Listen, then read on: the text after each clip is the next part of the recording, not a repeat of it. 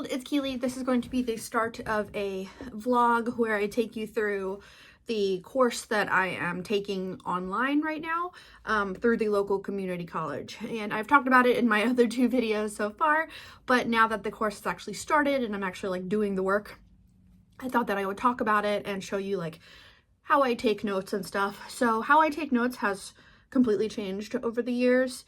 When I was in high school in 2007, 2008, I definitely took notes in a notebook. And then through college, it was also a notebook. Sometimes my laptop, but primarily my laptop stayed in my dorm room or my apartment. And then through grad school, I also took notes through a combination of my laptop and my like physical notebook. As I've gotten older and technology has advanced, and I've taken lots of other online courses over the years since I graduated from grad school, which was in 2015. I use Notion primarily to take notes, and Notion is basically like a giant note-taking organization app program that you can use. It's free. And there are tons of videos out there from people that are like experts at using Notion and like formatting it and having themes and all kinds of shit with it. And I have tried to learn that over the years and it doesn't stick whenever I try to learn it. I use Notion very basically, just to take notes as I go. So I will show you what my Notion looks like. The way that I am taking notes, and I also don't know how to do the thingy where you show your screen on the video. I don't know how to do that, so I'm just gonna hold up my laptop. But so here's what it looks like. My notes, it's very, very basic. I mean, you could do this in like Google Docs or Word or whatever, but this is just what it looks like for right now. So I will probably go in and like format it a teeny tiny bit just so that like week one, each week can like be its own section instead of like one long running thing. But the way that I do it is I just lock my Notion to one side of the screen, and then because I have to read some journal articles, I have the journal article on the other side of the screen. So this is what it looks like as I'm reading, and then I just take notes as I'm reading. So the course that I'm taking, if you haven't watched my other two videos, or if you have and you forgot, which is totally fine, is called Rescue and Resistance in Modern Genocides. And the first week, it's a pretty short course. I think I don't remember how long full semesters are, but this feels short. It's only a couple weeks. But the first week we are learning about some rescuers during the Holocaust. And specifically we started with looking at, I don't speak Dutch, so I looked up how to pronounce her name, and I'm probably still gonna get it wrong, but it's Miep Gies, something like that. I will link her down below. But she worked for she worked for Otto Frank, who was Anne Frank's dad, and was part of the group that helped hide the Frank family. And then she is also responsible for grabbing Anne Frank's journal after they were taken and hiding it so that the Nazis wouldn't destroy it. So we had to read a little bit about her, watch a short interview with her, then answer some questions about courage, acting heroically. Does your courageous action get diminished if your motivations are selfish versus if it's like, you know, totally doing it for no selfish reasons and all of that. So I had a discussion question where I had to talk about that. And then now we're reading about the roots of altruism, and it's looking at a study that was done where they interviewed 700 people. 406 were considered rescuers during the Holocaust. 126 were non-rescuers. Rescuers was defined as the non-Jewish people who risked their lives to help Jews survive during the Holocaust. That's like a very, very simplified version or definition of how they're defining rescuers. And I have my work computer up. I'm just doing some classwork right now for real quick and then going back to work. But they asked 3 questions for this study. So 3 questions were, was rescue primarily a matter of opportunity? That is a question of external circumstances. If so, what were those circumstances? The second question is, was rescue a matter of character? That is personal attributes and values. If so, what are those attributes and values? And the third question follows on the second question, which is, were those attributes and values learned? And if so, how were they learned? So they're really trying to look at what makes up a rescuer. Is it that it was just like, it made sense for you to be a rescuer based on where you lived or the resources you had? Or is there some kind of like rescuer personality type that people had that made them a rescuer versus the next person not being that way? I'm reading through, it's a 20-page article. I'm only on page 6 so far, but reading through now their findings of, we asked these questions of these people, here's what we found, and then the rest of the article will talk more about that. But it's also looking at the concept of altruism, and is altruism a real thing? And they talked a little bit about like philosophical views of altruism and whether or not there can be altruists. And there's one quote that says, there are no altruists, only people who pursue their interests by varied means. So it's an interesting conversation about, does altruism actually exist, or are people's behaviors and actions always selfishly motivated, and therefore they wouldn't necessarily be altruists, they'd be acting in their own self-interest? Interesting conversation.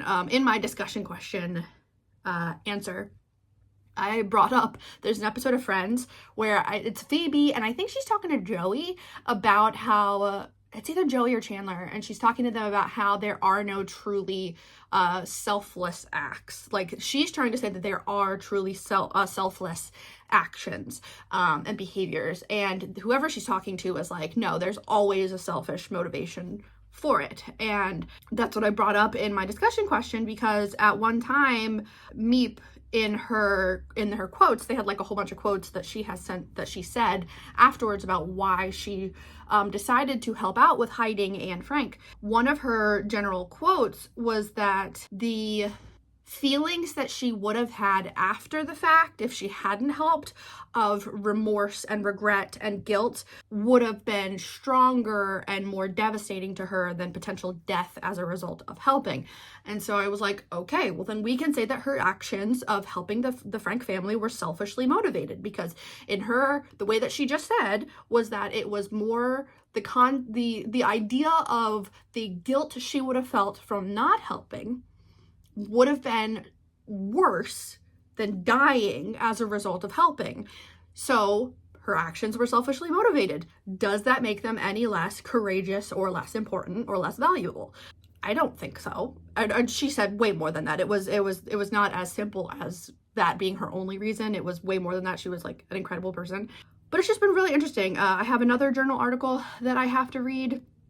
So this is kind of how I do it though. So for this class, there's different modules. Each week is a different module. And so we started with reading some basic facts about the rescuers, and then watching a quick YouTube interview, and then a discussion question, and then now reading some journal articles. And I don't believe that there are necessarily any in the moment things that we need to do with the journal articles. It's just like, okay, taking in this content and then moving on to the next week and building on it, because I know eventually I'll have to write papers. So that's why I'm taking notes. So things that I take notes as I read. So if there's a quote that I think is really important, I will type out the quote and also the page number where I can find it. I also I have it separated by the name of the article and who wrote it. And so this way I can go back and be like, oh, okay, so this is what they said. Or if there's like a concept that they shared. I did actually take a screenshot, a screen grab of one little section, and just put the page number and put that screen grab in my Notion, because the section was too important for me to try to summarize, and I didn't want to type the whole damn thing, so I just took a screenshot of it. But that's kind of how I do it as I go through.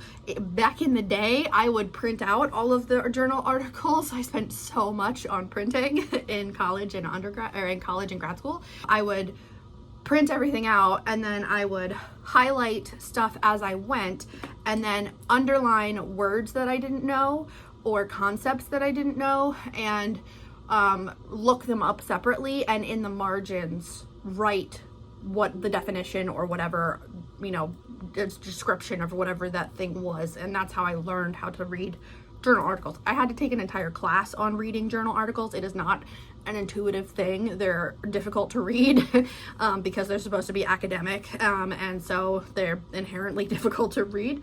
But I've read so many over the years that it's much easier for me now. But if you have questions about like journal articles or how you read them or whatever, like I can try to answer and tell you what worked for me. That's kind of just what I am doing, and what I will continue to do. So like I showed you, I will just read this article, type up notes as I go, and then move on to the next article and read the next one and do the same damn thing. And then that will be the end of week 1, and next week, week 2 will pop up, and we'll handle it from there. There are no, as far as I know, assigned readings in terms of like a textbook. However, the very first paragraph that the professor typed was like, I'm sure you've all read Anne Frank's diary and are familiar with the content. And I was like, oh, no, I have not read Anne Frank's diary. I don't know if we had to read it for school at any point. I don't remember. I know that I have not read it, but I don't remember if that was because I chose not to read it or because it just wasn't part of our curriculum. So I do actually plan on getting a copy of Anne Frank's diary and reading it for this course, just so I have the context, because I also think it's important to read. But I want to get, there's like a definitive edition, so I want to get that version. I just wanted to start this vlog and show you kind of how I take notes and stuff. It's very, very simple. I would love to be one of those amazing like academic YouTubers that really figured out Notion and have like just all of the things, and it's so beautiful and all that, and it's not. It's not. I have a bunch of Notion pages. I don't know how to show you all of them yet because it has my last name on it, as like this is my Notion, so I need to figure out how to hide that, and then I'll be able to show you more. This is just like part 1, so I will come back as I learn new things as I keep working on this, and hopefully do like a weekly vlog of my class and the things that I'm reading, and I find those interesting, so hopefully you do too. I wanted to film a follow-up. So it's the same day, it's only been a couple hours, but I wanted to add something that as I'm reading through articles and taking notes, I also then highlight questions that I start to get as a result of the notes, or like things that I think would be good future reading.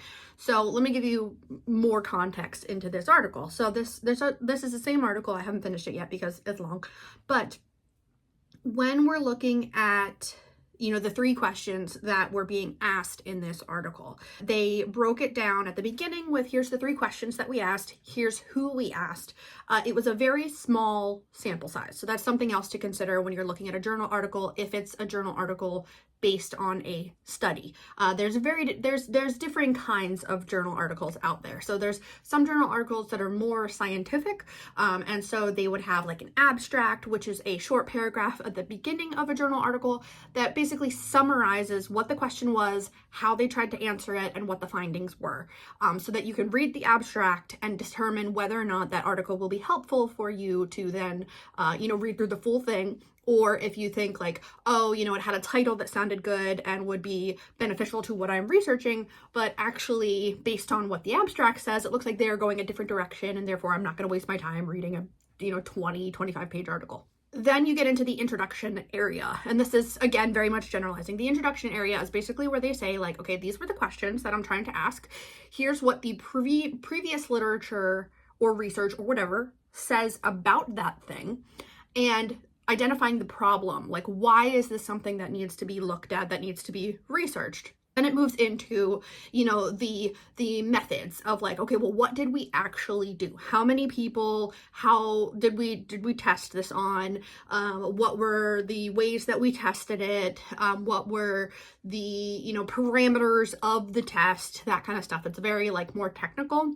And then it will move through the kind of like statistical analysis of their results and all of that. And that's the part where my brain goes, bye. I took many statistics courses through undergrad and grad school, and none of it stuck with me. I learned what I had to take the exam to pass the course, and then moved on to the next thing. The math like hardcore part of research does not click in my brain. I'm very much like a social services person, not a hard sciences person. So that part I typically like zone out and I'm like, I don't really care. And then it gets into the conclusions of like, okay, so based on what we did and what we found, what does that tell us? What are the gaps in the knowledge that are left given the results? And then also typically at the end, after the conclusion, they might have, what's the word? Not contributing factors, but like things that may have impacted the results or ways that the study itself was limited. So for this is more of a like educational thing in terms of like writing content. This was more of a qualitative study, which is looking at people, like you ask a question and the people answer it. So it's like a written answer. I don't know how to explain it. It's like a written answer or conversation. Those are like qualitative, like based on the answer, you put it into this category, versus quantitative, which is looking at numbers. Again, super duper simplifying this whole process. This is just how my brain understands all of it. So they're looking through, okay, these are the responses to the questions that we asked in this article. At the end of this article, I don't know what the summary is going to be. If they're like, okay, these are our findings and this is what we think, this is the limitation to what we did. A potential limitation to this article is that at the beginning, they said that the amount of identified rescuers during the Holocaust was like hundreds of thousands of people, I think. It was either tens of thousands or hundreds of thousands. And they only interviewed 700. While 700 is a large amount, and that also included some non-rescuers too. While 700 is a large amount, it's not necessarily statistically significant in that they could be like, this is probably why the people that we didn't interview, the reasons that the people we interviewed gave are probably the same for the people that we didn't interview. So that's something to look at when you're looking at research in general of like, is the sample size big enough for this to matter? Not saying that smaller studies don't matter. They absolutely do. Sometimes you do a smaller study just to see if your study methods will work. And then you're like, okay, well, I tested it on 50 people and this looks cool, so can I have the funding to test it on 5,000 people? And sometimes the smaller studies can also be like, okay, that study method did not work, but now I have a new question to ask. Like maybe I was going at it the wrong way. Now I know that what I really need to ask is this. So let me design a new study. Let me look at this, research. Let me look at this to like a jumping off point, basically. So if you're reading anything in the news, you're reading a journal article or something, keep in mind the sample size of how many people were involved in the study. If it's a study that, I don't know how many studies were done, how many interviews were done with rescuers after the Holocaust. So this one was published in 1990. So there's a chance that there are many, many more. And so this would just fall into this pool of research of what constitutes a rescuer, which is really what they're getting at. They're really trying to figure out what was it about the person that made the action to rescue, to act as a rescuer. What was it about that person's life experience or that moment in time that made them act in that way? So that's why they're breaking it down into, was it, an opportunity thing? Was it like, I live next door to a Jewish person, I grew up around Jewish people, therefore I attribute suffering of Jewish people to be a bad thing because it impacts people I know, and so since I'm here I can help? Or was it a way that I was raised? And so even if I don't know those people, I've never interacted with anyone from this group, I recognize that their suffering is unjust, and therefore I feel I should do something about that. And the opposite could be true. Like, was the upbringing such that you were taught that you don't interfere in other people's lives, which is part of what their findings were. So as I'm reading through these, one of the questions when they were looking at, so the first question was rescue primarily a matter of opportunity? That is a question of external circumstances. So not something inherent to the person as a person, but more of this human being lived in this community, therefore their opportunity to intervene was higher than someone who lived in the next community or something like that. Some of the findings were to question 1, in similar percentages, meaning rescuers and non-rescuers, they lived among Jewish people. In similar percentages, 2, both groups, rescuers and non-rescuers, claimed to know about Nazi intentions toward the Jews, saw Jewish people wearing the telling yellow star and perceived it as ominous, and saw Jewish people being harmed. The single circumstance that significantly distinguished rescuers from non-rescuers was that the former were more often asked to help, usually by intermediaries acting on behalf of victims, but sometimes by the victims themselves, yet the opportunity for being asked appeared to be similar in the two groups. What they're saying is that rescuers were more likely than non-rescuers to be asked to help. However, both groups were asked to help at different points.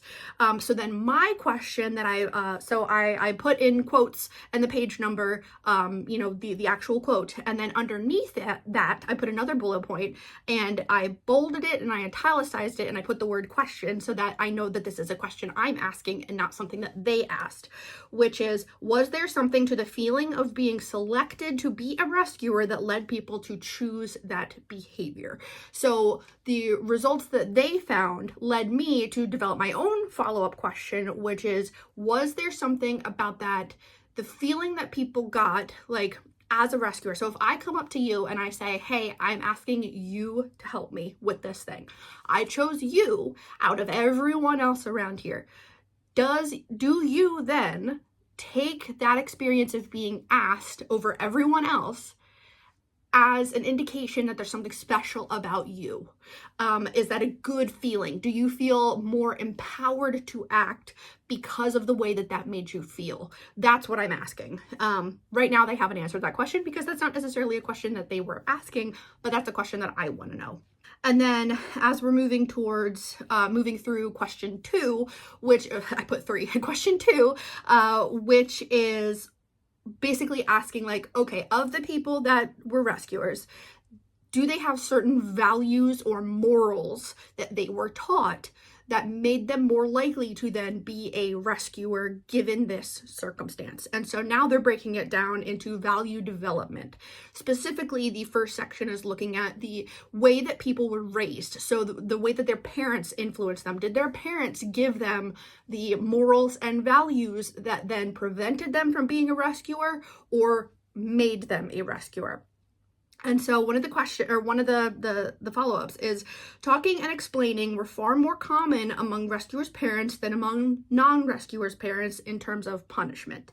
Conversely, physical punishment, often perceived as gratuitous and unrelated to their behavior, was experienced far more often among non-rescuers than among rescuers.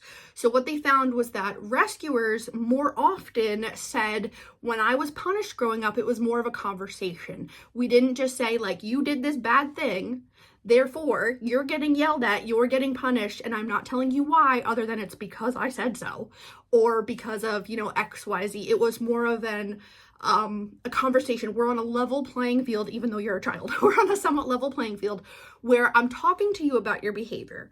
I'm explaining to you why I think that behavior was not acceptable, and potentially we're going to talk about ways that you can modify or change that behavior in the future. I'm providing you context for the punishment that you're receiving. Therefore, punishment doesn't necessarily feel like punishment. It feels like a conversation, like an opportunity for growth, instead of a more punitive, go to your room with no context. They talked about kids who were physically beaten by their parents as well. So that, before I got to that section where they talked about more punitive, violent punishment, my question that was a follow-up to that first part about conversations was, were they taught to stay in line / follow orders from their parents, which then decreased the likelihood that they would question what they were seeing / being told by others in authority? So does the way that you are punished teach you that people in authority need to be followed? Were you taught you respect your elders, you listen to the adults in the room, that kind of stuff, they're in charge kind of thing? And if so, does that then mean that the people who determined that they were not going to be a rescuer, or that never occurred to them to intervene at the time, were they viewing the government systems and soldiers as these are authority figures and I don't question it because that was my upbringing. I don't question authority. I get in trouble if I question authority. So that's what my question was. So then as I'm moving through it, I haven't gotten to the next section yet. There's still a lot with the parents. Again, this is just a small sample size, so this is not necessarily applicable to everyone's experience from that time period within that group of rescuers or non-rescuers. But then the follow-up after I asked my question got to more context for the punishment. So it said most often children comply with their parents' wishes, the reasons for which compliance is requested, and the modes through which it is elicited communicate profound and long-lasting messages about rights and wrongs and about desirable relationships between the strong and the weak. Knowing that the children could not safely express their anger toward their parents for getting in trouble, such children may repress their anger or, as frequently happens, transfer it to a safer target. So that's when you get, they're basically saying here that those kids, I'm just giving you an example, that those kids who are being beaten by their parents then go on to bully and beat smaller kids. That's a very, very generalized, that could be an example of like, there's a big kid at school and he's beating on the smaller, weaker kid. And then you find out that the big kid is getting beaten by a bigger kid, aka his dad or his mom or whoever. So that's that cycle of violence that continues. That's what they found from this small sample size. It says if children feel that they have not merited the punishment, that it is somehow unrelated to their behavior, they are also more likely to feel helpless in influencing others since punishment occurs regardless of what they do. They also learn some important moral lessons. Since no one effectively intercedes to stop their parents, such children learn that might makes right, that power is the essence of human relationships. The best one can do in the face of power is to submit, and when someone has power, they use it to subdue others. So you can see how they asked a question of, what makes someone determine that they are going to be a rescuer? And sometimes it's not a conscious choice. It's just like, I'm going to go do it. So that's something that I talked about in my discussion question was when you're talking about a courageous act, is there always a conversation about the courageous act itself and whether or not you should do it based on XYZ circumstances? And the response that I gave was not necessarily. Sometimes you don't have time to determine if you're going to do a courageous act. So let's say that, we've all seen those videos of like, there's a car on fire and it flipped over on top of someone and all the bystanders rush to collectively lift the car. In that moment, those people didn't stand there and consider like, should I help? What happens if I hurt myself trying to lift the car? What if we can't lift the car? What if I lift the car and the person underneath is a horrible person? What if I don't lift the car and the person underneath could have saved millions of lives? Like, they're not having that conversation with themselves. It's this inherent like, boom, I'm going to act. And so in that moment, you could identify that person as a rescuer, as an intervener in this environment. And did their decision to be someone that goes and helps, was that influenced by their upbringing or was it opportunity? If it was opportunity, is it because they just happened to be driving by and they were like, yeah, sure, whatever, sure, I'll help. Or was it that they are a helper? Like they have that personality of being a helper. And so that no matter the circumstances, they would go out of their way to try to assist. So let's say that they were not someone that was driving by, but they were someone that was eating in a restaurant down the street and they heard a commotion and they sprinted, a mile to help because that's their personality. That's what they do. They don't know what they're going into. They're just going to help. So that's what I was saying. Basically, like there's some people that don't have the chance to sit there and think of the repercussions of helping versus not helping. It just happens. Versus someone that has the opportunity, that sees, okay, I can see this thing happening from afar. I'm reading about it in the news. I'm going to make the conscious decision then to get involved. I know what's happening. I have the educational insight into what's happening, but I'm disconnected from it through either physical distance or emotionally or whatever. But I'm going to overcome that, change my momentum through life to intervene and to help. I'm going to look for a charity to donate. I didn't ever hear of this charity. I'm going to my search engine and I'm going to look up a way to help. That's it. It's like two different kind of generalized categories of people: the people that automatically just do it, and the people who consider the consequences of doing it or not doing it. So the final thing that I got to so far is that significantly more rescuers than non-rescuers claimed never to have been disciplined by their parents, perceived discipline as merited, and said their parents relied heavily on explanations. Conversely, significantly larger percentages of non-rescuers recalled being disciplined, said their parents were physically abusive, and perceived their punishments as unmerited. Commonly, they viewed the beatings they received as catharsis for their parents. It's really looking at, like, you know, the experience that you had growing up with your parents in terms of punishment, and determining whether or not the way that your parents chose to punish you impacts your development to then become a rescuer or to not become a rescuer. Now, what I would be interested in, this would be a follow-up question for me, is the people that say that they experienced violent punishment with no conversation. How many of them became rescuers? How many of them then went on to try to learn the reason for their parents' behavior in a manner that then teaches them a certain level of understanding and empathy that they could then push away what the initial reaction to the being physically punished was, to become someone that recognizes that that was wrong and this is how you should act, and therefore I'm going to be better. Does that make sense?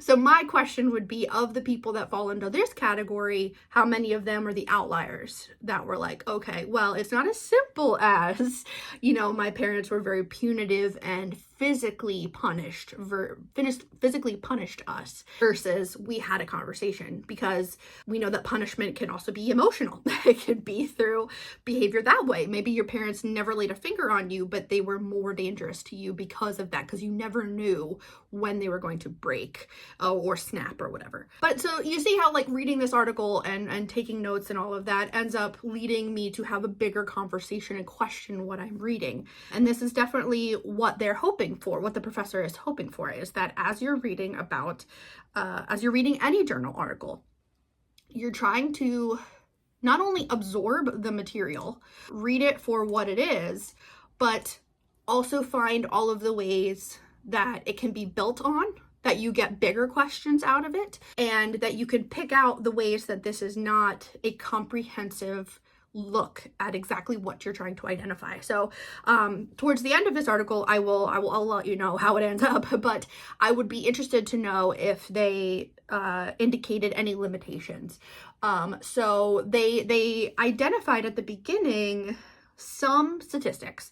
So they said between 50,000 and 500,000 non-Jewish people risk their lives to help Jewish people survive. That is a huge range. Absolutely massive range. 50,000 to 500,000. That's ridiculous in terms of a sample size. Like, that is so large. It could be 50,001 people. It could be 499,000 people. Like, that's a lot of people. Of those people, we interviewed 700. Of the 700, 406 were rescuers, 126 were non-rescuers. They did give a little bit more in terms of the country that the person was located in, and what, like geographically, they gave some statistics there, but they didn't break it down farther than that. So I would want to know the age ranges of the people that helped. Was it, you know, were rescuers more likely to be in their 20s to 30s? Were rescuers more likely to be in their 40s to 50s? Were rescuers more likely to speak this language versus this language? Were rescuers more likely to be, you know, XYZ demographic versus any other demographic? Like, I would want to know those things and find out who they didn't ask. You know, if we have this, like, let's say that there's 500,000 people that helped. What is the breakdown of who those people were? How many of those people had disabilities? How many of those people spoke the language of the person that they were rescuing? How many people lived in poverty versus were very well off? How many of those people had higher education versus those that didn't? Like, those are the things that I would want to know, because let's say that, you know, only 701 people intervened and we interviewed 700 people. Okay, cool. But if that one person, that would be a good sample size. But if that one person we didn't interview was the only person that didn't fit into the rest of the demographics, I would say that study is limited because it's not inclusive. It's not fully representative of who we're trying to look at. So there could be potential limitations, but think of journal articles as you're reading them as a conversation, not a end-all be-all. When there's research done, often it's to prove why you should get funding to continue to do that thing or why you should get funding to do the next thing. So, you might read a journal article and you're like, duh, doesn't everyone know that? Why do I have to read 20 pages justifying that thing? It's a funding thing. Primarily, it's a funding thing, which is so frustrating because you're like, doesn't everyone know this? Yes, but we need it in writing. We need to prove it because then it needs to have the chance to be disproven and we need other people to add to it.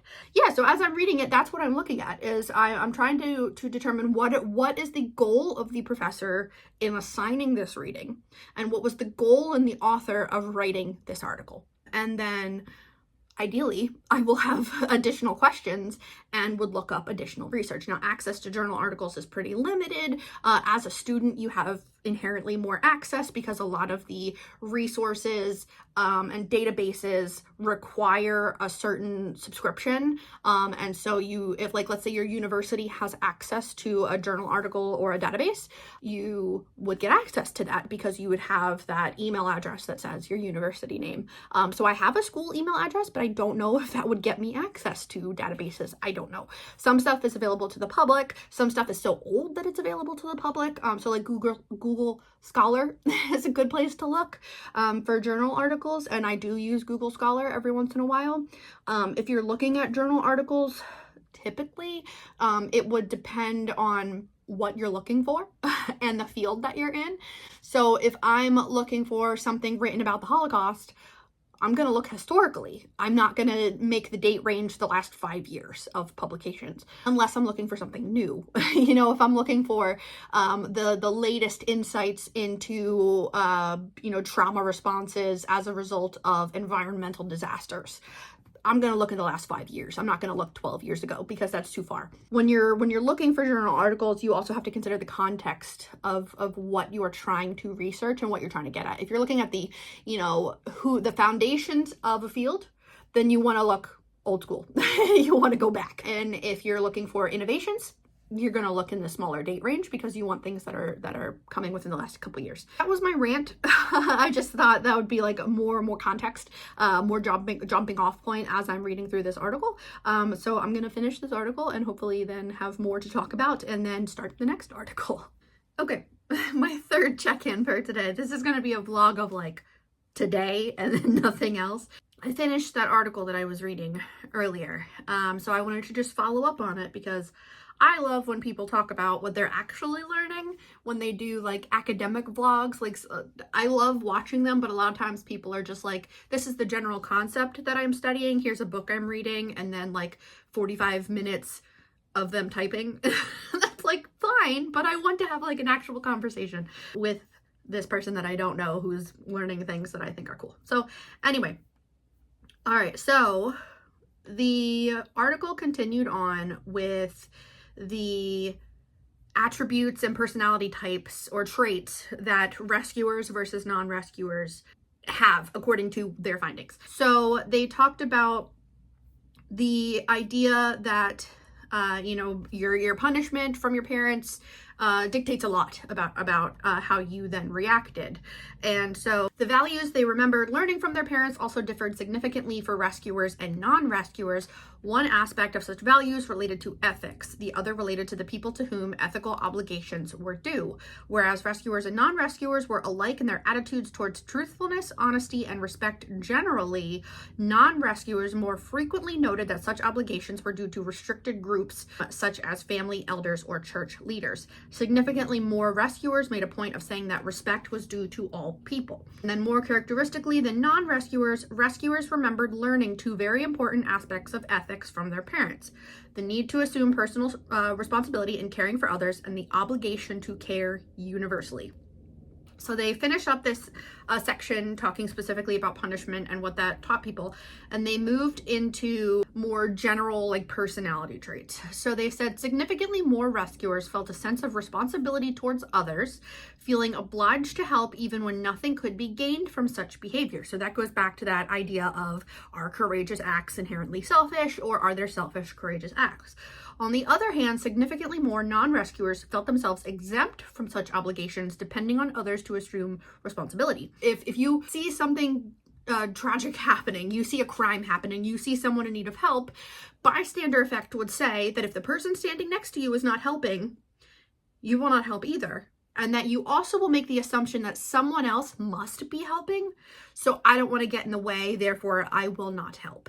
And that's also why you see, if you watch now, as they're teaching about bystander effect, and you know, if you need help with something, screaming out, "Someone call 911," is not helpful. Because everyone else is more likely to think that everyone else is doing it. Whereas if you are in the middle of a crisis, and it puts a lot of onus on the person in crisis, but if you're in the middle of like a crisis or you need help, you're supposed to make eye contact with one person, look at them and say, you call 911.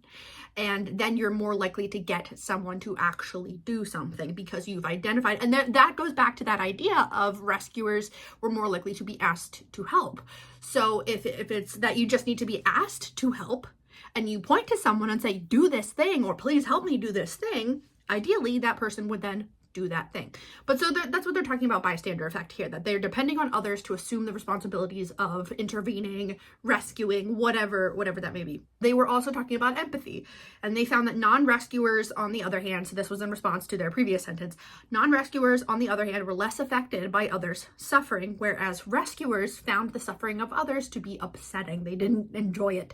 Whereas non-rescuers were kind of like, you know, they may have been upset by it, but they could potentially turn that off and be like, well, it's not me. I don't know the person, suffering happens, so whatever. Significantly more frequently, they, being the rescuers, perceive themselves as like other people, sharing a fundamental humanity regardless of their socioeconomic status, ethnicity, or religion, whereas non-rescuers saw the opposite. So non-rescuers were more likely to view other people in their exact same situation as people either deserving of support or deserving of help, but not a general sense of humanity in that other person who might be in a different socioeconomic status, might be a different religion, having the same value that people in my in-group have. It says, in fact, rescuers' feelings of similarity to Jewish people were no different from those felt toward other Christians. So if they identified as Protestant, but their neighbor identified as Jewish, they saw that Jewish person as having the same value and inherent worth that they had, even though their religious beliefs were different. Those who perceive others as unlike themselves are more likely to regard them with suspicion, attributing to them less virtue than they would to themselves, and predisposed to see others as guilty rather than innocent. That also very much tracks across the board with this like us versus them mentality in society. If we can make another group of people look like there's something inherently wrong with them for being a member of that, like as a result of being a member of that group, we then do not feel an obligation to help that person because there's something wrong with them. Like, that's their problem. Why would I help them? All of this kind of tracks with what still happens in society today. They also found that rescuers were more likely to be friends with Jewish people growing up. So what they found between rescuers and non-rescuers was that across the board, everyone had the opportunity to develop friendships with Jewish people. However, they found that non-rescuers were more likely to actually develop relationships with those Jewish people. So you might have, a rescuer and a non-rescuer in the same class growing up with a Jewish student, but the rescuer might go out of their way to become friends with that Jewish person, whereas the non-rescuer didn't necessarily do that. And I'm sure it's way more complicated than just like, oh, I found a Jewish person, I want to be friends. It's more of like the non-rescuer was able to ignore the fact, or I don't want to say in spite of, because there's nothing wrong with being Jewish, but I'm trying to say that like that didn't hinder them from developing a relationship. While some rescuers did indeed see themselves as bereft of personal power, significantly more of them, as compared with non-rescuers, felt themselves able to control events and shape their own destinies, devise plans, and make them work. Significantly more non-rescuers felt themselves powerless, unable to affect events at the mercy of external forces over which they had no control. But then my question, a follow-up to that, which is not something that they went into, I know that now that I finished the article, but my question was, if you're looking at this concept of feeling out of control, like you don't have control over the next steps in your life, if you don't have control over how your life turns out, where does that sense of lack of control come from?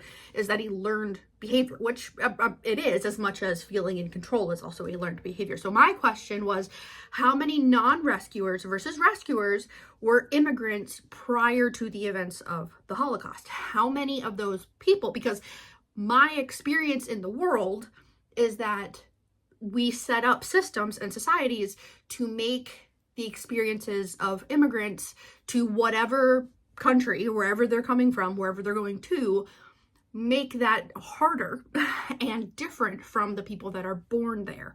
So I would see that and this is also, I'll get to that, but so this is my perspective of, like, you know, if they're looking at a group of rescuers in Denmark, how many of those rescuers are native to Denmark versus how many of them moved there from another country and don't understand the systems yet, don't understand the government, don't understand, you know, X, Y, Z. Did that impact then their ability to feel in control of their destiny, which would then impact their willingness or ability to become a rescuer? Hopefully that makes sense. I'm still kind of formulating my questions, but that's just a general question that I had. In similar percentages, both groups saw themselves as sometimes leaders and sometimes followers, sometimes standing their ground and sometimes complying with others' wishes. But more rescuers viewed themselves as a rescuer. So I don't know where it comes from, but I've always heard, you know, if things are hard, if things are crazy, look for the helpers. Look for those people that you can rely on, that you know are there and are going to help you. So if there's, you know, a chaotic event happening, look for the people that are stepping up. Like, look for the people that are organizing how to get out of a location. Look for the people that are bringing cases of water, you know, look for the helpers. And so it seems like rescuers saw themselves as helpers. So why wouldn't they help? Of course they would help. Non-rescuers didn't necessarily see themselves as helpers, so it wouldn't fit their identity for them to then be a rescuer. It says, what emerges most compellingly about non-rescuers is their constrictedness, their tendency to limit their relationships and obligations, either by deliberate exclusion or through a sense of detachment. So basically summarizing that whole conversation piece, that whole section of the journal article, was just saying that non-rescuers tended to view their role in society, their place in life, as very compact, that they believe they don't have the ability to impact the people and systems around them, and therefore they would not try to, because they've been taught that they have no control, they have no say in what happens. There will be negative outcomes, and if there is a negative outcome, then that reinforces that they have no control. So I just found that really interesting. And then there were two more sections. So one section was from predisposition to action. So looking at the people who were predisposed, the people who were more likely to then be a rescuer, and leading then into actually rescuing, the action of rescuing. So it says the largest percentage of rescuers, about 52%, helped Jewish people because they understood that their most important social groups expected this of them. So if you're a rescuer, what they're saying is that you belonged to a social group, whatever group that might be, but in this case, it's the social group of being a rescuer, that behavior would be expected of you by others within your in-group, and therefore it would be out of character as a member of that in-group to not then engage in the action of rescuing. More frequently, the important social group for rescuers were relatives and friends. Significantly more rescuers than non-rescuers reported having family members or close friends who themselves were involved in rescue or resistance activities. So you also look at your friend group right now. Are you friends with people who are helpers? Are you friends with people who donate to charities, who volunteer, who are in helping professions? Or are you friends with people who do not typically do that? Do they fit another role in society? Not saying one is necessarily better than the other. I'm just saying, based on this and what they're saying about in-group versus out-group, if you're in-group, where you feel like you belong, is with a group of people who are already doing that behavior, if it's already part of the structure of your group of friends, that of course we help out. Of course my friend Stacy walks dogs for free on the weekend. Of course, Natalie volunteers at senior centers. If you already see that behavior modeled, then there's an expectation that you might also then employ those behaviors. And said it, and then they went into, in some cases, the norms and values of the group with which the rescuer identified were so strongly internalized, so much a part of the actor, that he or she did not depend on requests, but acted largely on his or her own initiative. So this is also following up with, the initial finding, which was that more rescuers than non-rescuers were directly asked to be a rescuer. So they're saying there are those people within the rescuer category who were given the opportunity because someone asked them to be a rescuer. So, they might have a neighbor, or maybe their rabbi, or maybe, their pastor, or someone along the way identified them as a potential helper and therefore asked them to be a helper. But they're also saying that there are other people who had no connection, did not have that opportunity to be asked to be a helper, but took it upon themselves as a piece of their character that this is what you do in this situation, therefore I will do that thing. I will go out of my way to figure out how to help people. I don't need someone to ask me to do it. It said for a third of rescuers, helping Jewish people had less to do with any authoritative social group than with an event that aroused their empathy. So that means that, maybe we didn't have, I wasn't necessarily part of a youth group or something where the leader of the youth group asked us to do things, told us to do things. But I saw someone being harmed and that triggered my empathy, and therefore I wanted to do something. So it's being a part of a group where they talk about, if you're part of a specific type of group, a specific group that helps people, the members of that group, whoever leads that group, if there is a leader, might then give directives or ask other members of that group to help. But just because I'm a member of that group doesn't mean that happens.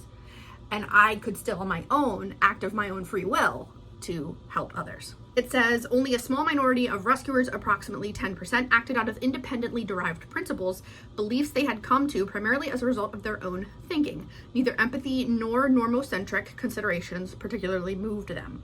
And they gave an example of Suzanne, who it says Suzanne described herself. Her sense of independence began early in life. Confrontation with others marked many of her relationships. While she attributed much of her moral sense to her parents, she nonetheless challenged them frequently.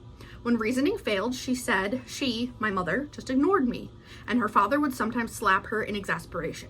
She says, we argued about everything. She said of her two closest friends, life, death, religion, and so on, I never just accepted what others said. She saw herself as a leader rather than a follower. So that follows back to the conversation they previously had on your relationship with your parents. And while it looks like her parents may have fit in the category that would typically then create a non-rescuer, she, for whatever reason, came out of that as a rescuer. And she saw herself as someone who challenges authority and asks questions. Therefore, she would be more likely to be a rescuer because she wouldn't just fall in line like some of the non-rescuers would do. So it says principles alone, autonomously developed by independent thinking, motivated some rescuers, but these were rare. So basically what they're saying is people like Suzanne were pretty rare. And so they were more often the people that were rescuers were people who fit into all of the other categories that they found of rescuer. And then the final section of this paper, so what they were hoping to achieve through the paper and what they're saying that their findings are. It says altruistic predispositions are learned, cultivated, nurtured, and nourished in primary relationships. The importance of parents cannot be overemphasized, but the task cannot be left to parents alone. If we are to empower people to actively intervene in the presence of destructive social impulses, then many social institutions need to assume this obligation, including schools and churches. Schools and churches seriously concerned about morality will need to appeal to intellect, emotion, and group norms, the latter emphasizing obligations due not only to members of the community, but to those outside it as well.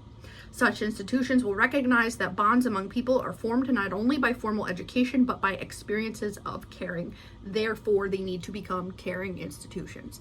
So basically what my take on this article is that these authors went into this article with a certain value structure, a certain viewpoint, which is also part of what you would typically see in, well, maybe not typically, but sometimes you would see in the ending of an article where they would say, a potential bias exists in this research study because I come from a background of XYZ.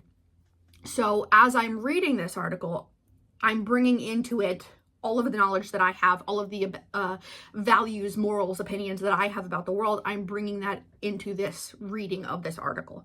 And so the authors are basically saying, we wanted to know what composition of personality rescuers had versus non-rescuers, and is that something that can then be cultivated? That's basically what they're asking.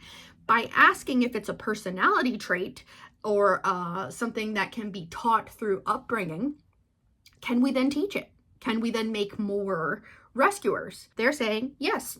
Their findings indicate that yes, people that were rescuers were more likely to have healthy or at least comfortable relationships with their parents.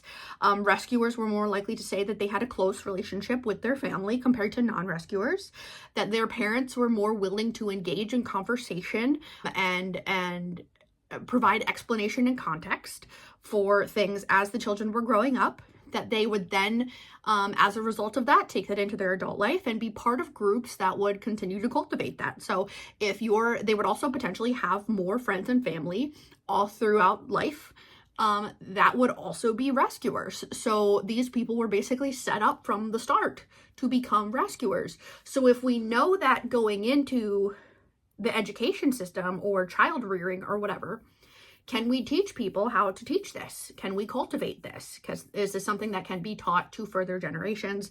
And can we use schools, churches, social community groups all collectively together to do this? Can this really be more community building? And the answer is yes.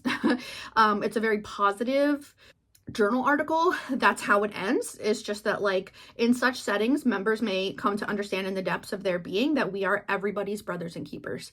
So they're saying that if you take all of what they found and you use that as a basis for structuring your educational environments, your community groups, whatever, it develops in everyone this sense that we are obligated to everyone else, and we therefore would do whatever means necessary, do what it takes to support other people. And they talk about the ecological web of society.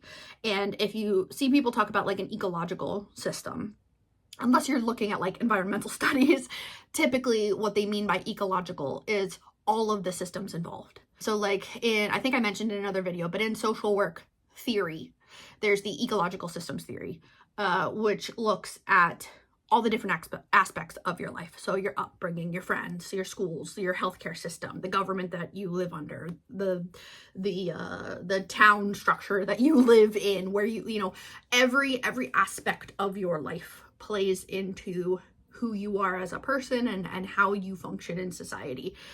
So every touch point along the way, every teacher that you interact with, every police officer that you interact with, every doctor, every nurse, every person that works at the grocery store, every friend, every family member, that is all part of the ecological system that impacts you.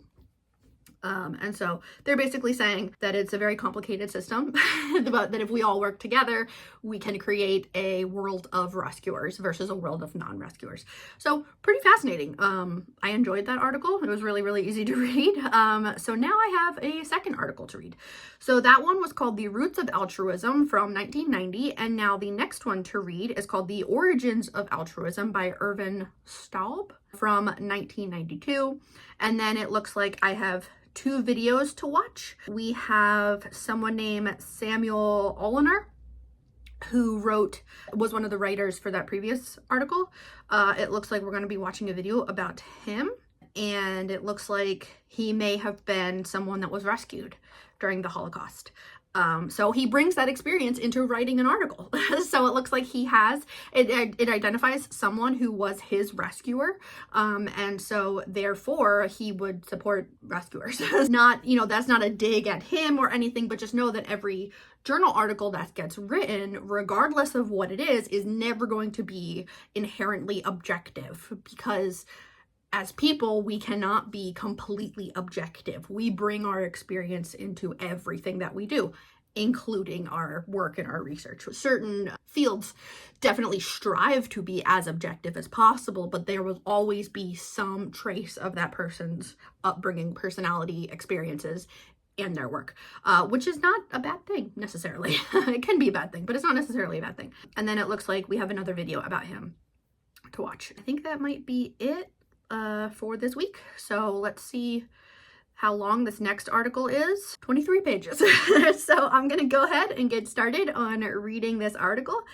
This one is actually has a longer name. This one is The Origins of Caring, Helping, and Non-Aggression, Parental Socialization, the Family System, Schools, and Cultural Influence. So it looks like this is going into, again, socialization as a way to develop altruism, which is interesting. So I took one sociology class in undergrad and I don't remember anything from it. So it's cool to get back into the field of sociology. But okay, I'm going to get into this one. This is going to be a really lengthy vlog, but I hope that that's okay. I'm back.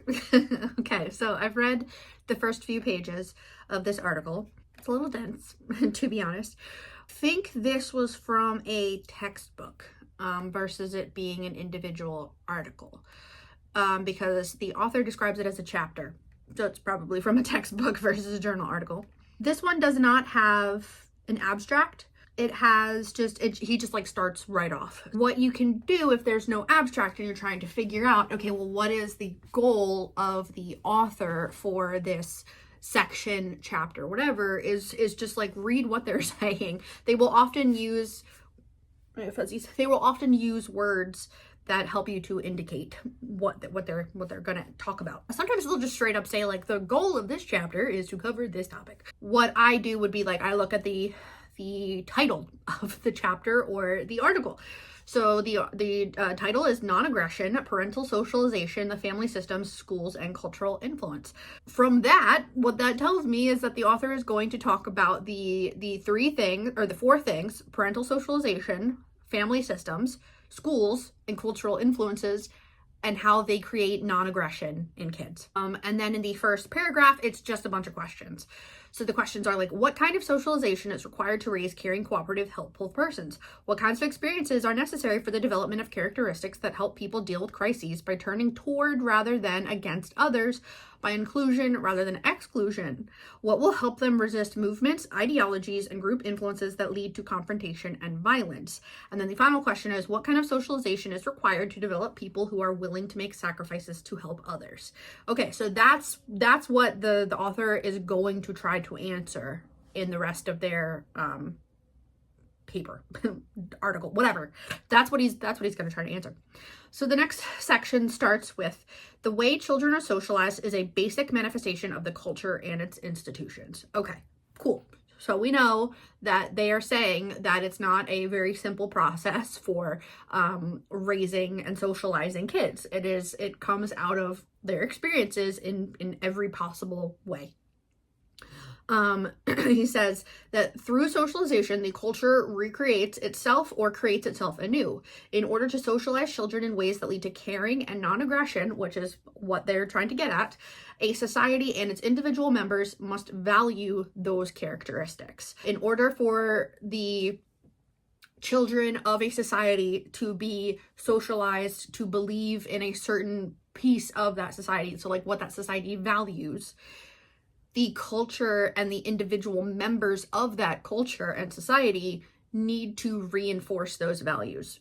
And so the author is saying that in order to raise kids to be rescuers, because we're going back to altruism and focusing on the Holocaust for this section, if you want to raise kids to be rescuers, you have to raise them in an environment where rescuing is standardized, normalized, accepted. And then he says, as compared with wealth, personal success, or patriotism, the relative value of caring about and helping others tends to be low.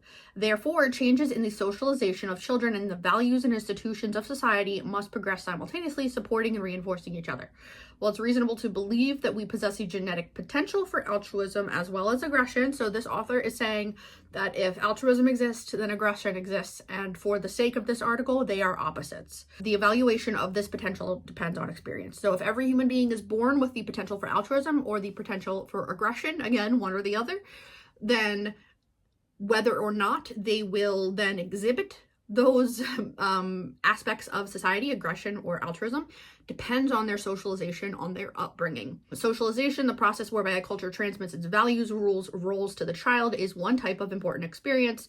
What the culture teaches by reward and punishment, again punishment, through stories and by example, is one source of the values and personal characteristics of individuals. Okay, so again, he just said it twice. One type of important experience, one source of the values and personal characteristics of the individual. So then I would expect the author to then give other examples. Then he goes into some philosophical theories about child rearing and moral development and stuff, so it's a little dense. I've taken a handful of philosophy courses because my undergrad was in psychology, but I minored in philosophy and women and gender studies, so I do recognize some of the stuff that he's talking about. But when you get into like philosophy and theories, it can get dense and kind of hard to stay focused on if it's not something that you've been exposed to before. So I totally understand that section kind of going over people's heads. So then he says, yet another source, here we go. So another source of caring and non-aggression is the experience of a child in his or her relationships with both other human beings and the social system. How others behave toward the child, how as a result of the influences affecting him, the child behaves towards others, as well as the limitations and opportunities within the social system itself determine whether the child feels valued or disregarded, comes to value rather than devalue other human beings, and sees others as benevolent or malevolent, as trustworthy or untrustworthy. Valuing people is essential for wanting to reach out to them and to respond to their needs. When socializing experiences are positive, the developing persons will come to value both themselves and others, and evolve generative capacities so that they can create values and ways of being that go beyond what is learned from transmission and direct experience. Okay, so basically what he's saying here, what he's about to respectfully ramble on about for the next 20 pages is ecological systems theory. So what I mentioned, saying that, okay, everything and its grandmother will impact a kid's experience growing up. Sorry, my arm is like really dry. If you are raised to believe X, but your neighbor friend is raised to believe Y, your experiences will differ and you will have different outcomes. However, it's not as simple as that, because you are taught many things, not just through your parents, but through the people that you then interact with, the things you then watch on TV, the things you see on the internet, everything, basically. So that's where they're saying ways of being that go beyond what is learned from transmission and direct experience. So you get a ton from your upbringing and from your parents and from society around you, but that also informs the direction that your life will go and that your value set will go. And so it can be like you were raised and you were taught these things, and It's just what you believe, and you never challenge that, and you never change that. And for some people, that totally works. What often happens is that you were raised to believe XYZ, and then you have a life experience that challenges that, and you develop your own thoughts on things. And so that's what he's saying, is like that second piece of developing your own thoughts and feelings and stuff. So I'm not super far into this article. I'm only like 4 pages in so far. But one thing I did want to point out, and this is just like a personal bias that I have, but if the author is referencing other people's work, cool, awesome. You're supporting your ideas with other existing research and whatever. If they're referencing themselves a lot, that's a little sus to me. I don't love that. And that's what this author is doing a lot. Is in one paragraph, he referenced 2 of his other articles. And then as it continues, he continues to reference his previous work. Now, not saying that his previous work is not valuable, is not, the standard for the field. If he was a pioneer in this field, because this was written in 1991 or 1992, and some of the articles that he's referencing, like, okay, he referenced himself in 1974, 1978, 1980, and 1989. Like, bro, like, toot your own horn, be proud of yourself, but damn, has no one else done anything to support this? Are you the only person that's ever done this work? Because it was the 70s, it's very possible that he was the only one getting published at the time. Doesn't mean other people weren't doing the work. It just means that maybe he was the only one getting published, or that his knowledge is limited to his own work. I would just say, like, as you're reading articles, look at who is being referenced, look at the references list, the citations list at the end, because that will often inform the narrative that you're being taught in the writing. So again, not saying that any of what he's about to say is wrong or horrible or anything, but it does make me a little bit wary as I'm reading it, to be like, either there were a lot of people that had your last name doing the exact same work, or. So I'm just, that's something that I'm noticing as I'm working through this article. That's what I find a little bit fascinating, because, oh boy, yeah, he references himself a lot. So I'm just going to keep an eye on that as I continue to move through this article. Hello again. It is later on in the evening. I'm done work. We actually just got back from the gym, so I just got a shower. You can see my dog. Hi, Zoe. Just hanging out. She loves all the blankets. Something I was thinking about. If this is something y'all are interested in, and it might just be something I do for every video, for any class that I take online or anything that I'm learning about, I will try to find publicly accessible versions of the things that I am being asked to read or learn about for those classes. So for this class, I paid for it through my local community college, but there is a version of the same type of content that is available out there, because I Googled it after I paid for the class and was like, shit, but oh well. So, and also if the journal articles or documents, if any of that stuff is available to the public, I will also try to link it down below, so that if you would like to read it or explore these classes or whatever, that you also have the option to do so. Forever me trying to think of ways to make my content to make education more accessible to people. So as much as I can talk about it and try to answer questions and stuff, I also think it's equally as important to link the resources that are readily available. Also, that goes for if there's something that you want to learn about and you're having a hard time finding a resource, let me know. I'll try to help however I can. I know very little about a lot of different fields, but I would hope that I have learned enough about navigating systems and education that I can try to help in some way. So I just wanted to throw this in there while I'm thinking about it, and then back to your regularly scheduled programming. Okay, I'm back for another update. So it's the next day. I did get a little bit more reading done yesterday on this article. I'm a tiny bit overstimulated so far today, because today is a big chores day. So you can probably hear a bunch of noise because my washer and my dryer are now going, which are on the opposite side of that wall. So it's pretty noisy. Also, I just was filming a video going through my TBR cart. So I've got books everywhere. I'm doing too many things and I'm getting overstimulated, but I'm trying to just slow down and work on each thing as it comes. But I did want to check in on this article. So I gotta say, not a fan so far of this guy. So the article that I'm reading is the one that's on aggression versus altruism, where that's like the basic thing that he is arguing, that you really, through your upbringing, through socialization, you either end up aggressive or altruistic. A very, very like simplified thing. Made a comment, I should have flagged it so I could actually tell you what it said, but he made this like offhand comment about how more and more families are becoming dysfunctional these days. And this was back in the 90s, and I was like, shut up. Like, I hate that. I hate when they're like, families are like this, younger generations are like this. Yeah, your new generations are different from old generations. Ideally, they would be. But anyway, so we're moving more towards kind of his ideas. He's explaining things. He's still referencing himself a lot. And so he's talking about attachment styles, which is very old school.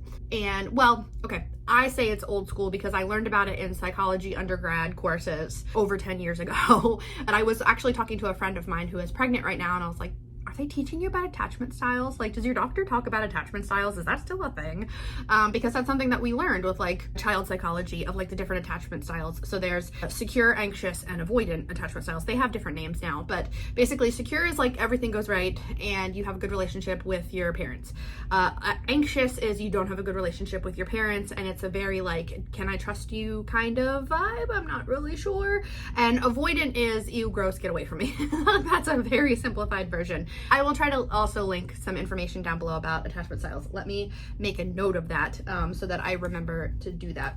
This author is basically, remember I said earlier in this vlog that you could read a journal article and be like, yeah, no shit. Like, why did this take a journal article? Why did we have to write it down? This is common sense. That's how it feels reading this article. And I'm like, okay, well, he's building up to make his point. So he's just saying like, you know, XYZ supports what I'm about to say. So basically he's saying attachment styles dictate how you develop thoughts and feelings about others as you grow. That's a note that I made based on what he's saying. I'm not quoting this dude a ton. I'm just kind of summarizing. So I did attachment styles overview, secure, anxious, avoidant. Attachment styles then dictate how you develop thoughts and feelings about others as you grow. So experiences are actually what then determine how that attachment style will play out and is reinforced. So he's saying it's important for kids to be socialized and learn things, but what's more important is their actual experience of the world.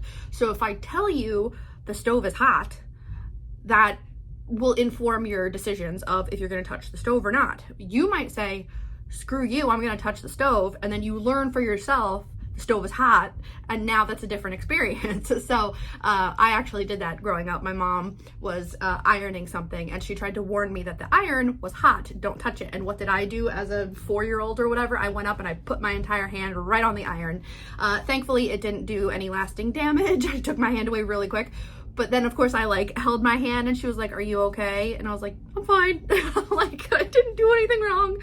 So that's the experience part of like, you know, you'll get kids as they're growing up, teenagers that'll be like, I don't believe you, like whatever, you know, that you want, my experience of not having kids, but of being a kid, is that you would want your kid to challenge you and to be like, are you sure? And then they find out for themselves. Like, kids need to hit that fuck around and find out stage. Like, I'm telling you, this is a dangerous thing. Hopefully they won't get like horribly maimed or whatever in the process, but kids need to confirm things for themselves, because if they don't and they end up just blindly following orders, now you're getting into that rescuer versus non-rescuer mentality from the previous article.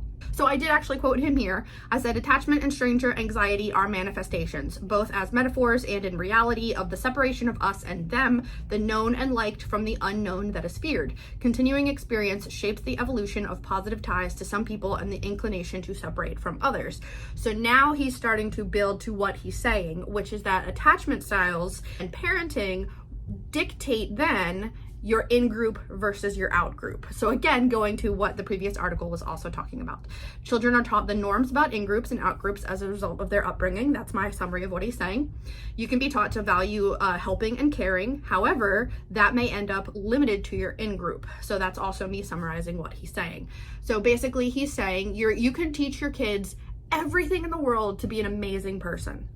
But if you're not teaching them that that also applies to people who are different from them, you're doing them a disservice, and that is informing their in-group versus out-group. Sorry, my dog just opened the door. Hold on. So now we're moving into the next section, which is positive socialization and the child's experience. So again, talking about the benefits of socializing your kid in a way that works to develop an altruistic personality. Like, you want them to want to help people, you want to raise a helper, you want to raise a rescuer, but their experience could change that. And we're moving into more socialization. So okay, conversational styles of parenting reinforce the child's comfort level in the world.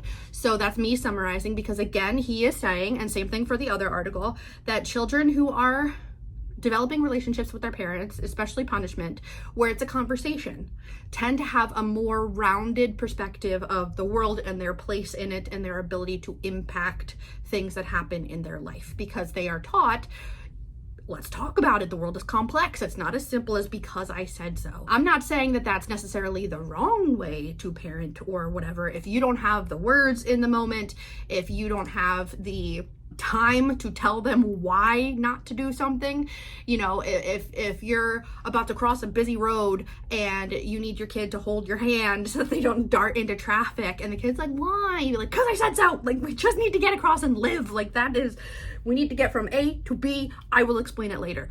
That's one thing, but the idea would be that you would then explain it later, that it wouldn't just be a because I said so vibe. It would be a, well, why does what you say matters? Like, explain that. So then I did quote him a couple points. He said, since interaction with parents is usually the young child's primary experience of people, these feelings will then generalize to others. So he's saying, if you see your parents being racist, there's a good chance that the kid will then develop those racist ideologies, because that's what they're being taught, that's what they're being exposed to.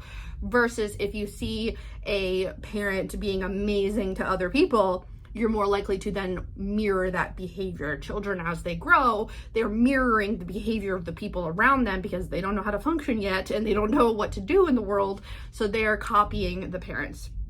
In general, children's orientation to other people probably affects how they experience events and what they learn from that experience. So just continuing this. Then he started to talk about something called induction, which I know from like a heating perspective, but I wasn't really sure what he's talking about here. But he says, induction, the parents or anyone else pointing out to the child the consequences of his or her behavior for other people communicates to the child his or her power to affect others' well-being, as well as his or her responsibility toward others. In addition, induction focuses attention on others' internal states, or how they feel and what they think on their inner world. This is crucial for learning to consider others' needs, hopes, and desires. And so my summary of that is children need to experience something in order then to give it value, a feeling of value in their lives. And the example that he gave is like, if you want your kid to think that math is interesting and enjoy math, they need to play math games. They need to do stuff that has to do with math. If you want your kid to be heckin' into trains, you got to give them toy trains to play with. You got to go take them to look at trains. You got to give them, take them on a train ride.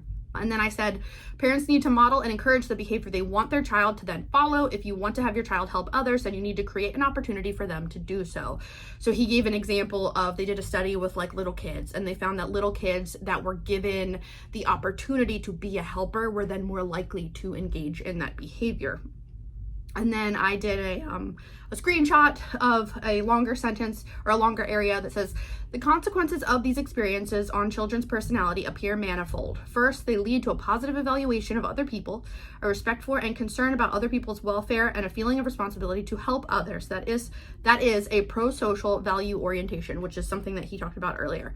Second, out of their connection to other people and their capacity to understand others' internal states, a feeling of empathy can arise. The experiences that I described, blah, blah, blah, blah, blah. Then I summarized and said, children who are raised in an opposite parenting style will then have opposite values. That's the altruism versus aggression. He's basically continuing to build on this idea of your child needs to be taught X, they need to experience Y, and then come around to form Z, which is their opinion of the world and the people around them. Induction, going back to that, I think is just a term that he's used. I'm gonna have to look up and see if that's like a child development term, but basically he's using the term induction to mean that conversation that you have where you're also working to identify thoughts, feelings, and behaviors in other people while learning to identify them in yourself. So you're showing that, when the little kid down the street kicks you as you're swinging, you don't like how that feels. It makes you, it physically hurts. It feels like crap. Like, you don't like that.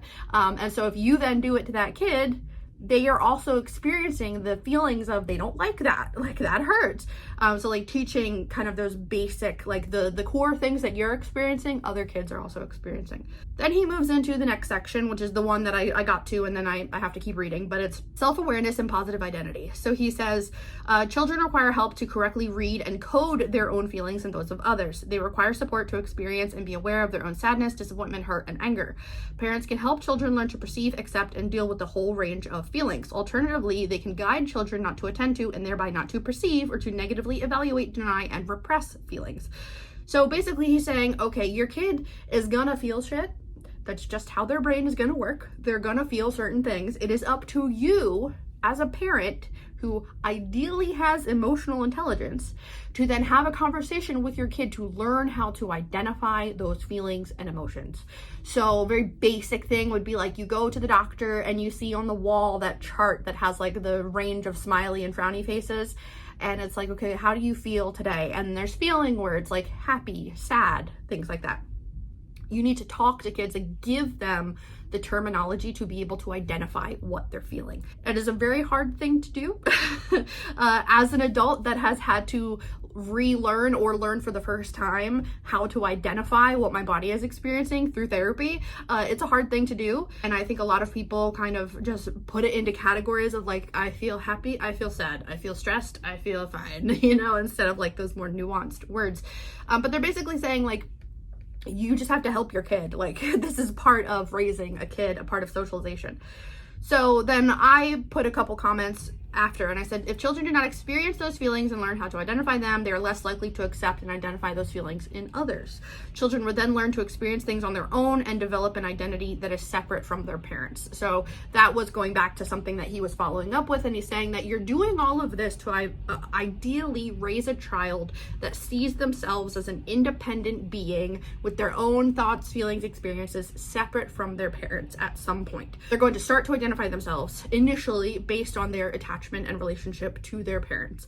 Eventually they will see themselves as a separate identity. Like, I don't know what age that happens, but eventually they'll get to that point, and that's what you want.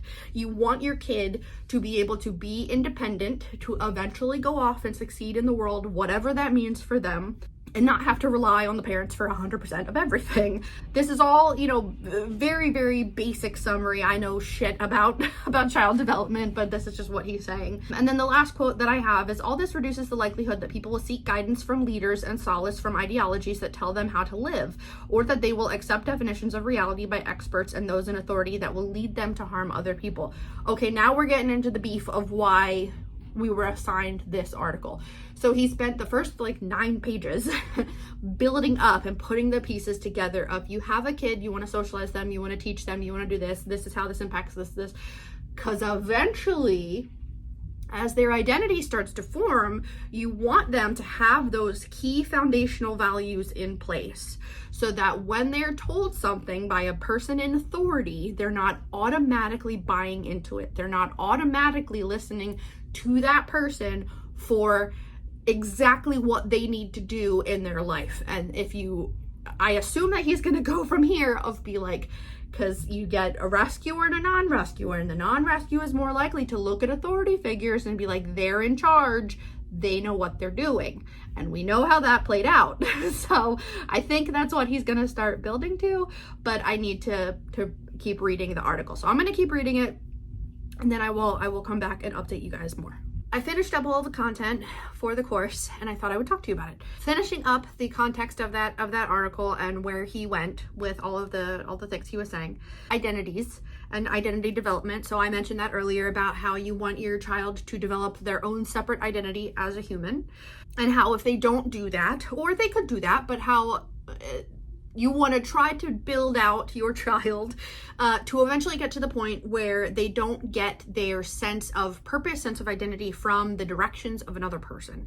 Now, it's different if you look up to someone, if you have a mentor, if you have a role model, stuff like that. That's different than what he's referencing. He is talking about people that look to authoritarian leaders as, tell me what to do, I will do it. That's, in his mind, I'm guessing, what would fall under the aggressive versus altruistic type of person. He said, towards the end of that section said, however, great courage is evident as well in service to others that is non-violent and at times requires deviation from a larger social group. So again, talking about in-group and out-group.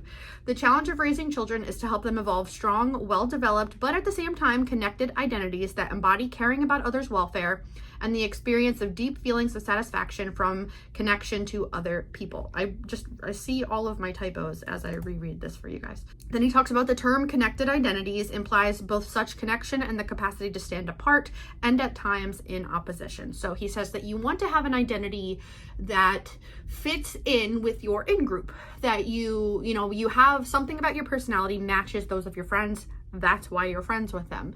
You can have a social group bigger than your friend group, of like, you belong to a church, you belong to a music group, you belong to, you're a student, you're a social worker, you're a whatever. That is your in-group. You want to have a connected identity in that you see yourself in those other people, but you also want to be able to constructively, safely be able to disagree with those people and disagree with what the group is saying to stay true to who you are. So who you are might stand in opposition to those people. It's not necessarily a bad thing. It doesn't necessarily remove you from being a member of that group, but just recognizing that people have very complex personalities and views and stuff, and so you don't necessarily always align with the people that you would consider part of your in-group. He talks about that a lot, and then he moves into the influence of the family as a system. I think that's like its own theory and focus of therapy. Is like, isn't family systems theory? Isn't that a thing? I feel like that's a thing. But basically he's saying family systems and structures train children how to view the world and conflict that they encounter. This is all what I typed from my own understanding of what he was saying. So the family system requires that each member of the family act in congruent ways in order to develop the child's personality. Differing parenting styles may lead to confusion in the child about how to act in the world. So he talks about how the people raising a child, because he wrote this in the early 90s and it was referencing his work from the 70s, it was very much a parents, mom, dad situation that he was talking about. But we know families are way more complex than that. So in general, what he's basically saying is that the personalities of the people who are in the caregiving role need to reflect certain things in order for the child to then be considered like socialized correctly and well developed and have good values and all that fun shit that we want. But he also talked about how if one, let's say we're sticking with a traditional family of having two parents, which we know is a luxury.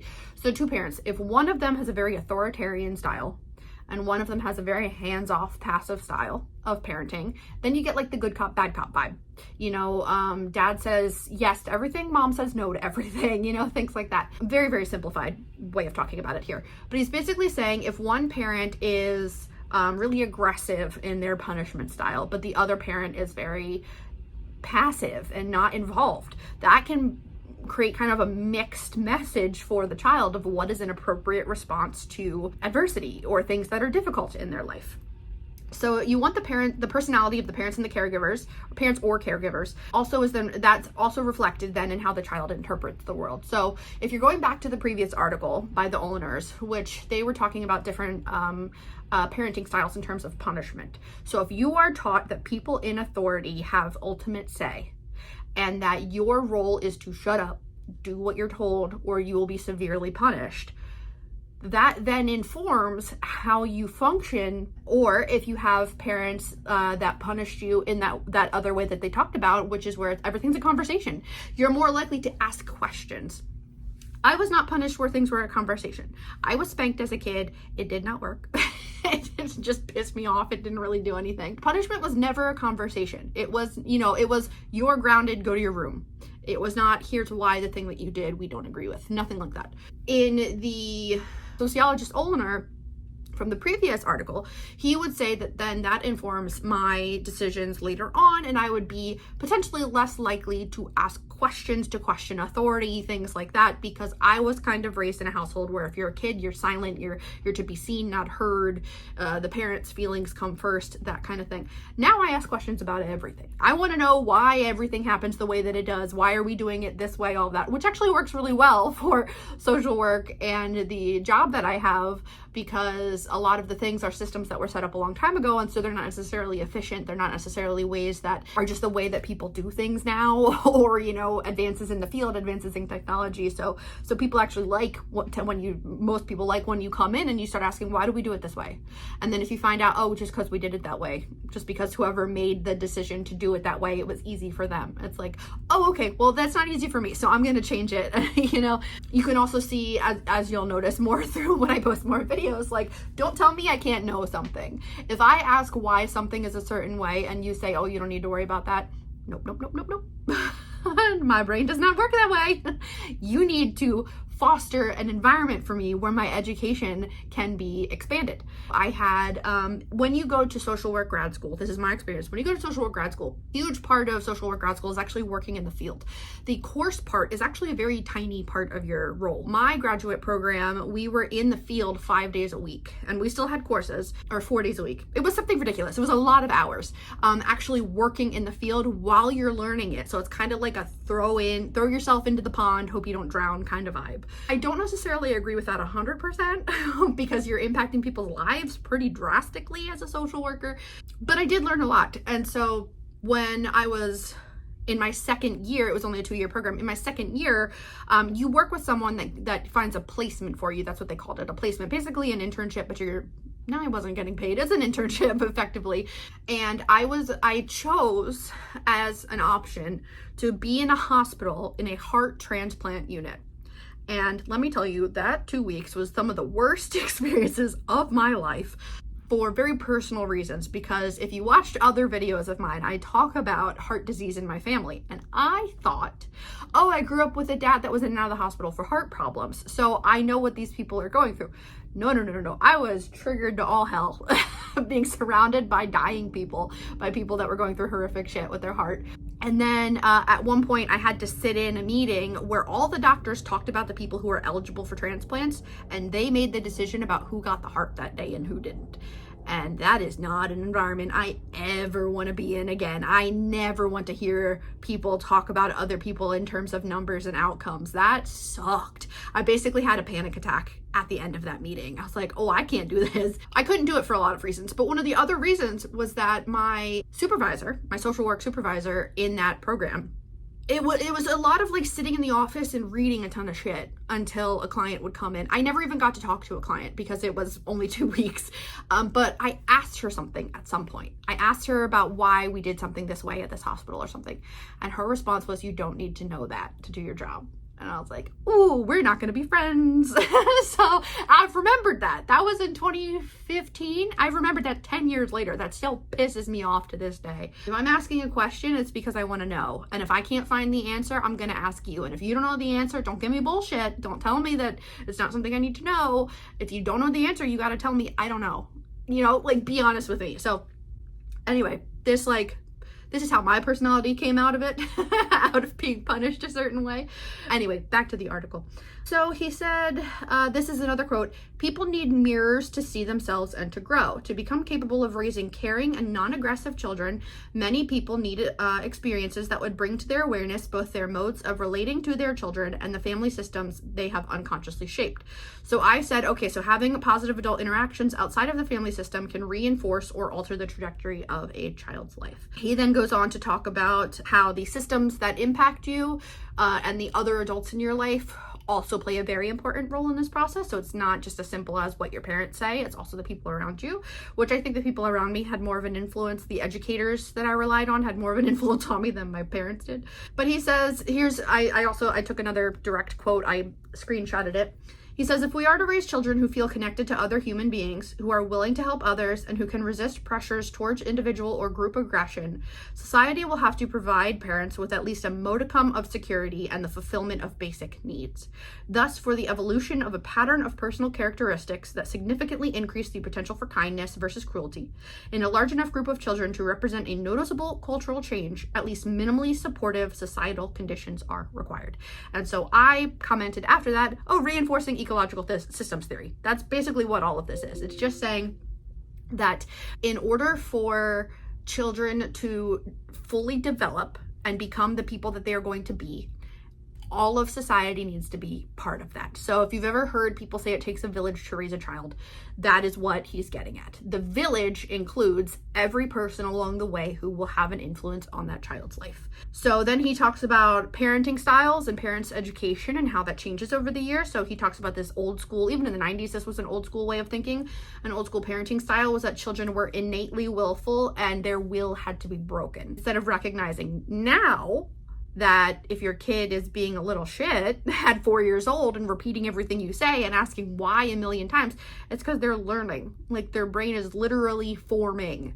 And so they're gonna do things that a 4-year-old would do. Like, it drives me crazy when I see people out in the world. I'm gonna digress again. When we went to Disney, we were in the airport and there was a little girl. She had to be maybe 5. And we were in a super long line for security. And it was just taking forever. And everyone was getting pissed off and annoyed and whatever. You know, the typical vibe of an airport. And I don't even know what the little girl was doing because I wasn't paying attention to her. Because no one was paying attention to her, including her parents. She was just like messing around or whatever. And then I think she like started crying or whining or something. And the dad went up to her and said, "You're embarrassing me." And I looked at my husband and I was like, "Excuse me, bitch? Like, what did he just say to this 4 or 5-year-old girl?" First of all, she's 4 or 5. She has no concept of what it would look like to embarrass you.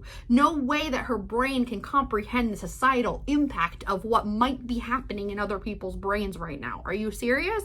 She's reacting to this overwhelmingly stimulating environment, and she's grumpy about it. I'm 34 years old and I'm grumpy about it. Like, what the shit?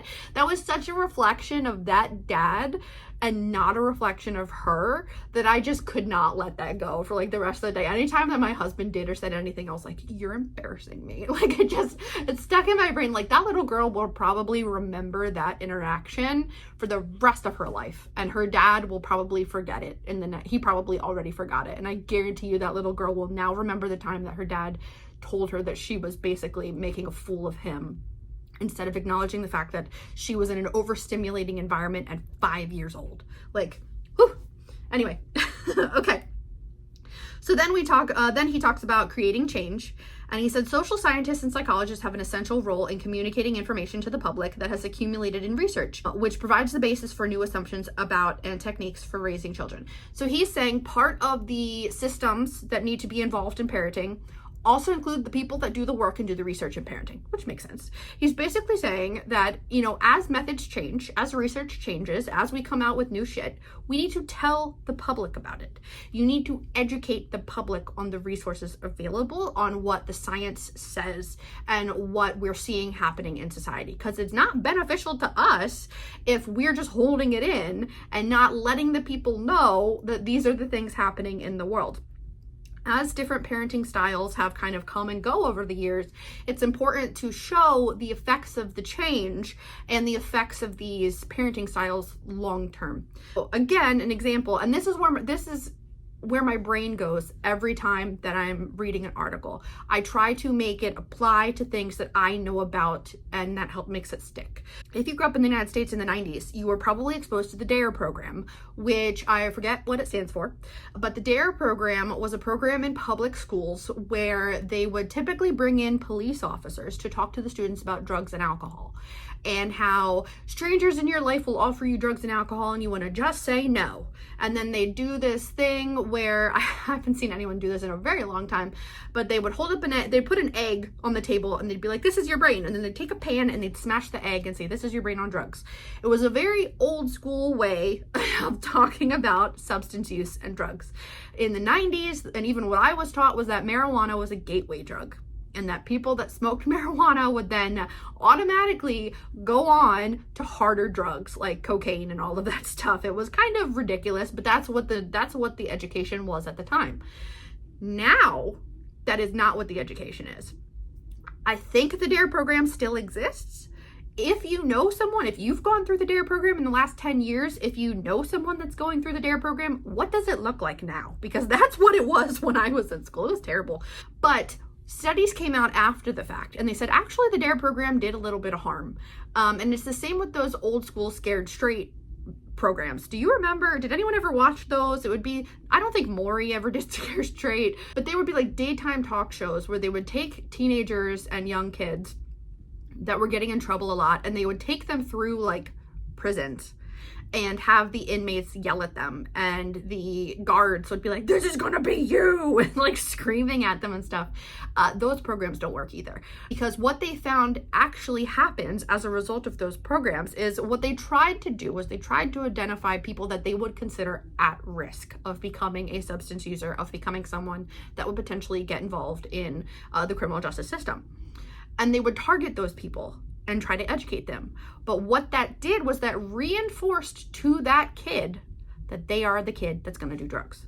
And so instead of it being like a bigger conversation about, we recognize the systems that are impacting you, your socioeconomic, everything, we recognize that you are being set up to fail by our systems. It doesn't mean you will. You could absolutely succeed, but you need to have support systems in place in order for that to happen, because life is against you compared to the next kid. It wasn't a conversation. It was kids getting pulled out of class and put in special classes and put in shit that was like, here, you need to learn this, but then seeing that their friends were not getting pulled in. And so then they internalized it and were like, what is it about me that I'm the bad kid, that I'm the kid that's going to do drugs? And so it made those kids more likely to then actually do drugs, because it reinforced this identity of a kid that does drugs. I didn't learn about that until college, until one of my last courses in psychology undergrad was reading a book that talked about that. And I was like, hold on. What are you talking about? I had no idea. But that's what he's saying, is that like, as researchers, as professionals, when we find shit out, we need to tell the public and have them be part of this process. We can't expect people to change if we don't tell them the things that have impacted them. So then he goes on and he talks about the roles of schools and the roles of higher education and universities, and how every person along the way in someone's development can positively or negatively impact them. So we should all be working together. So that's basically the summary of that article. I thought it was interesting. I don't know that it said anything particularly mind-blowing. Still a decent conversation. I think it added to the first conversation for sure. Then I had to watch 2 videos. So one was a week 1 lecture. It was only like 12 minutes, but the professor talked about Sam Oliner, who was one of the authors of the first article. So she gave context for him, because I didn't know any of this. So Sam Oliner was 9 years old when the Germans occupied Poland. He was living in Poland. This was during the Holocaust. His family was then forced to move to a ghetto, which the ghetto were these basically designated areas that they would force Jewish people and other people to live in. They were very, very unsanitary. People lived in severe poverty. A lot of people died of tuberculosis and other diseases, or they died of starvation. So Sam, when he was 9, he would sneak out and try to get food and bring it back to his family. Then she talked about how when he was 12, so still living in the ghetto that many years later, when he was 12, the police showed up. They invaded the ghetto. And I never know what words you can say on YouTube to not get flagged. They critically maimed to the point of not waking up. Do you get what I'm saying? All of the people in the ghetto, literally every single person, except for Sam, because he hid. So he came out. Imagine being 12 years old, hiding from that, and then coming back and realizing everyone was gone. He hid and eventually walked through the woods for like 2 days and made it to a farmhouse of someone that his family knew. And she took him in. So she's a rescuer for Sam. She took him in and she trained him on Catholicism. And he survived by passing as an impoverished Polish Catholic stable boy. So she helped him survive. And then he went on to go to college and become a sociology professor, or it's either social psych or sociology, one of those two, and write articles and do all kinds of research and stuff. So the professor then summarized his article that I read first and said that he then really narrowed it down to kind of 3 things. So rescuers had more compassionate values. Rescuers also had to have competence, and competence was they need to see themselves as capable of taking on a calculated risk and then succeeding. And then rescuers' sense of competency was also then linked to their access to resources in order to take on that risk. So they had to be someone that thought risk-taking was a good idea if it meant that you were helping someone. They had to be someone that saw themselves as the type of person that would then do that action. And then they had to have resources to something that would help them become that rescuer. So the professor talked about different ways that played out. So it could be that you had language skills. You spoke multiple languages and you could help people that spoke that language. He talked about how some rescuers became a rescuer because they were skiers and they knew how to ski across the Alps to help Jewish people ski across the Alps and get to safety. So it was really interesting. I think that article I learned the most versus the other article. The second article conversation, she wrapped it up by saying individuals don't always set out with a plan to save people. This is what Ervin Straub, the author of the second article, said. So individuals don't always set out with a plan to save people. Once they had taken the step, they began to see themselves differently, as seeing themselves as someone who helps.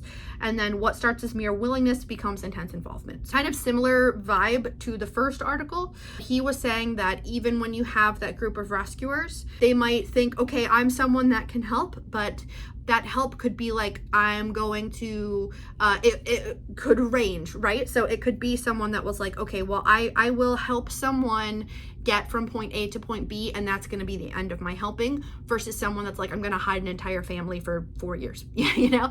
So there's like a spectrum of helping. But the first, like, the more successful you are in helping, the more likely you are to continue helping and to get more involved. That's what the second article was saying. So that's it for week 1. I mean, I already learned a lot. I obviously rambled for a freaking long time over 2 journal articles. And then we had to also do introduction discussion posts, and it's really cool. So there's only 4 of us in this class. It's very small, but I love the range of experiences. So I'm coming back to school as a 34-year-old that's worked in the field for 12 years with a social work degree.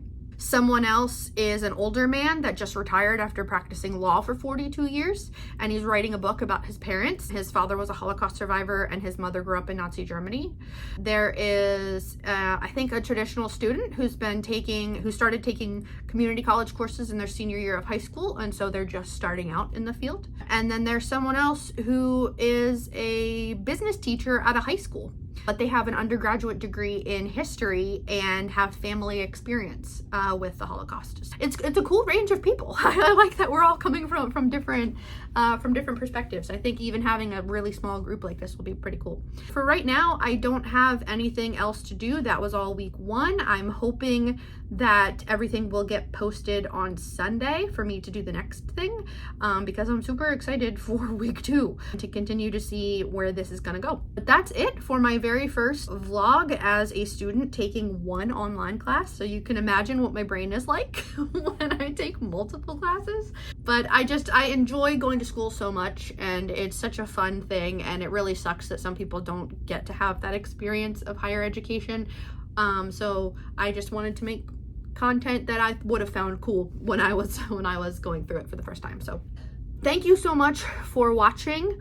Let me know if you have any questions. I will post whatever resources I can find so that you can also do similar learning. If I think I said previously, but again, if I can actually find the articles or the YouTube videos that I had to watch, I will link them down below. Hopefully this is fun. I don't know. I find it fun. All right, but I hope that y'all have a good weekend, and thank you so much for hanging in, and I'll see you in the next one. Bye.